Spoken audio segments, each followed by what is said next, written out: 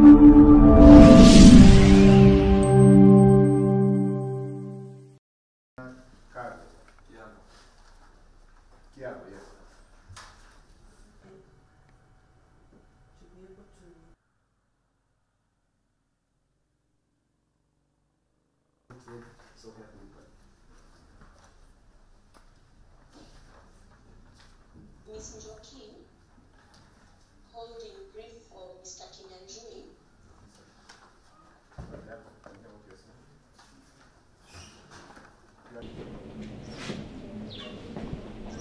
the IO was forming the court.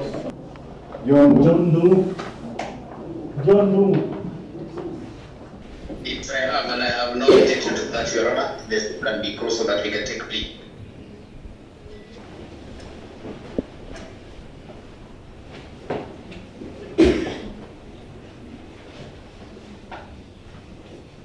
Wapili umeelewa?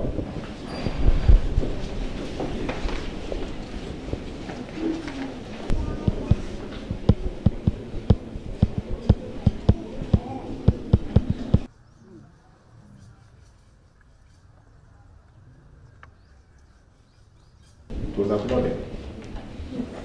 I don't have the copy, so I need the copy of the alternative charge. You have another copy? Yes.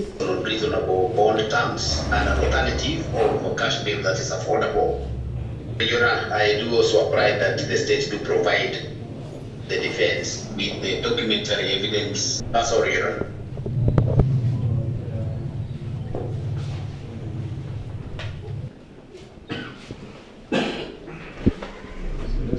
So we'll place the file aside.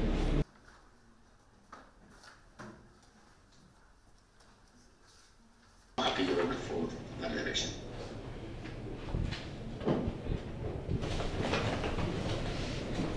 Your Honor, at this particular stage, I will be applying for bail, the accused person.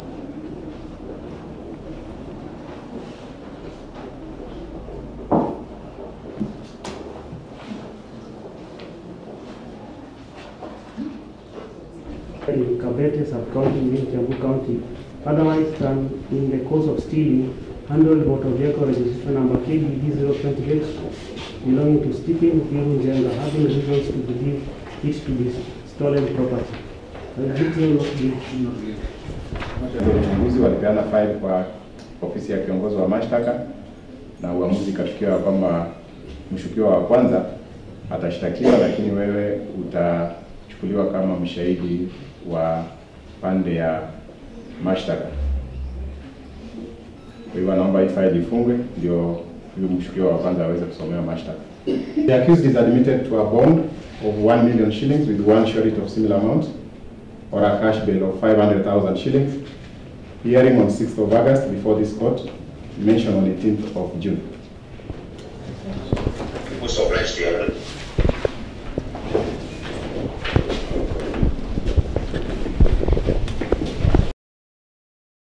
The State Department for Public Service is working towards augmenting and undertaking critical programs and activities to strengthen management of the HR function in the public service. This includes Human Resource Information System, what we are calling Kenya Human Information System, Kenya CRIS, HRISK. This is a web-based system that has been developed and will manage the human resource function in the public sector, including payroll, in order to address wage bill matters, among other HR functions. We are expected to migrate our payrolls to the system by 1st of July. The system is now ready, I can confirm. We have done a pilot in the State Department for Public Service, Huduma and PFMR in Treasury, and it has worked.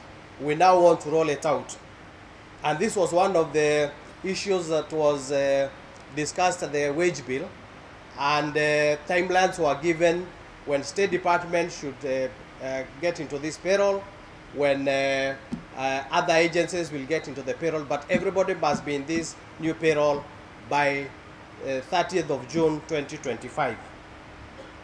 The payroll module has been finalized, awaiting integration with IFMIS, ITAX, and Central Bank of Kenya internet banking.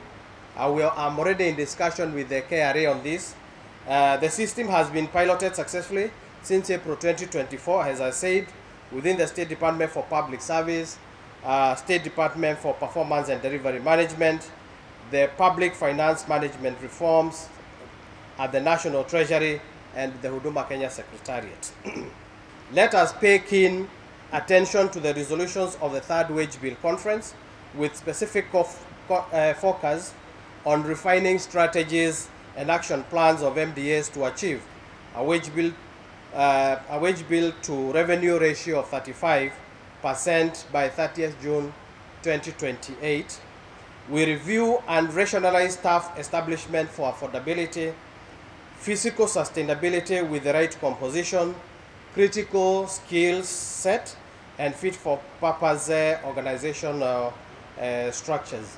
So we'll be issuing, the SRC will be issuing circulars on these issues that have been enumerated here. And we had set the timelines when we had the wage bill, but now we are going to overshoot those timelines, and therefore I think new timelines will be given and the circulars will be coming to you very soon. Secondly, the payroll management policy for public service. This has been finalized, awaiting cabinet approval before implementation. The policy is meant to provide overarching framework to standardize and harmonize payroll management in public service. Hitherto to this policy, payroll management has been guided by circulars released to the service from time to time by the ministry responsible for public service.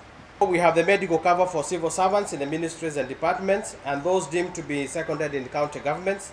The ministry will procure medical insurance cover from private providers with effect from 1st of July 2024.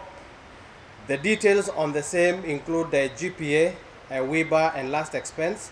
I know there is also a problem in the group life WIBA and GPA because Treasury has not remitted funds, and therefore I know there is a very big backlog and which you must be handling now. For 2021-2022, there is an outstanding balance of 2.8 which we have not been given. For 2022-2023, we have not been given a shilling of the 6.8 billion shillings that we are supposed to get. And therefore, we know there is a very big backlog of those families who are supposed to have been compensated and those officers who have suffered while on duty. So, but it is something that we are discussing with Treasury. We have also roped in the Parliament through the Budget Committee. We see how we can get these funds. Yes, we have developed a new payroll system. We've worked closely with the World Bank. This payroll system is going to carry everybody. Everybody who is in the public service, that is mainstream civil service, the county governments, the state-owned enterprises, all of them will belong to this payroll, because what we want to do is at a click of a button we can be able to know how much money are we paying in terms of salaries and allowances. So this system has been developed by State Department with the assistance of World Bank. It is now ready for rollout. We have done the piloting in my State Department and in part of Treasury and State Department for Performance and Delivery Management. We want now to roll it to other state departments, and all these other state departments must be on board by end of July. All parastatals that are already utilizing GRIS, the Government Human Resource Information System, as the basis of their payroll, must be in this new payroll by end of this year, 31st of December. And everybody else who is in the public service and is not using GRIS will have to be in this payroll by end of June next year, 2025.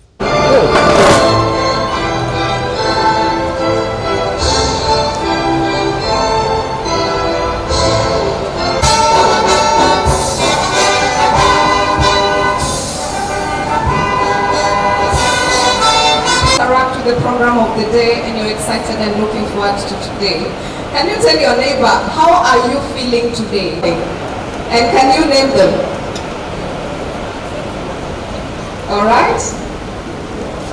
Okay.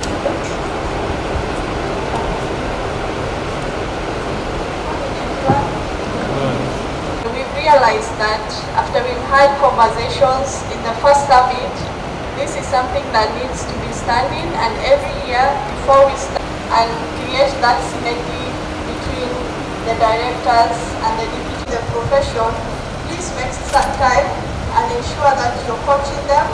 Even we can support you, and we can always support. Our PS at IHRM, the ask and that of the young upcoming professionals is please give back in terms of showing us resource management. Thank you.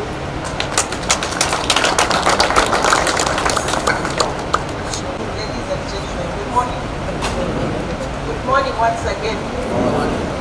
Okay, so before I proceed, one appears in the public service in our days ahead of us. So thank you so much and feel welcome.